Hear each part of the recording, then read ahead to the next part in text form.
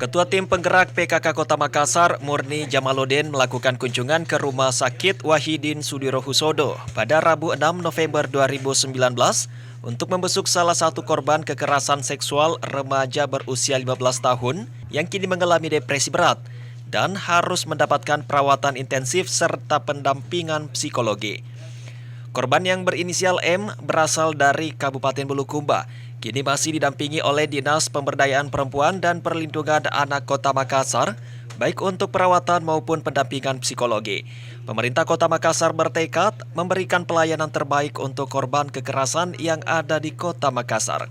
Hasilnya setelah anak tersebut mungkin ada proses-proses penekanannya yang mungkin ada kasusnya. Nah, ini informasi dan saya juga melihat sendiri ada kemajuan, dia sudah ada reaksi ya, seperti ada yang aba-aba dia ketika mau diambil gambarnya ya, jadi ada perubahan, memang masih dalam pemulihan tapi sudah ada kemajuan.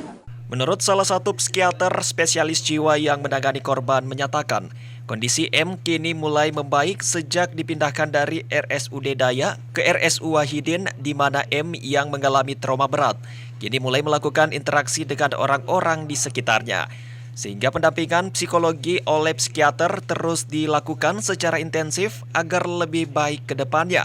Korban juga diketahui mengidap gangguan jiwa sehingga membutuhkan penanganan medis yang intensif. Sekarang sih sudah banyak kemajuan kita lihat ya. Sebelumnya waktu dibawa ke sini dari Dayak, kalau kondisi mentalnya saat itu memang masuk nyaris tidak mau kontak sama sekali, tidak ada bicara, sangat ketakutan seperti itu ya. Sekarang ini sudah mulai bisa terbuka, dia sudah mulai bisa interaksi dengan sekelilingnya. Meskipun mungkin kalau ditanya masalah yang traumanya itu belum bisa dia banyak bicara, biasanya masih menangis. Kondisi fisiknya juga sudah lebih baik sih. Kita sudah konsul ke penyakit dalam, Opjin, THT, semuanya sudah penanganannya sudah holistik terkait. Ini demamnya juga sudah mulai turun, makan intake-nya juga sudah mulai baik.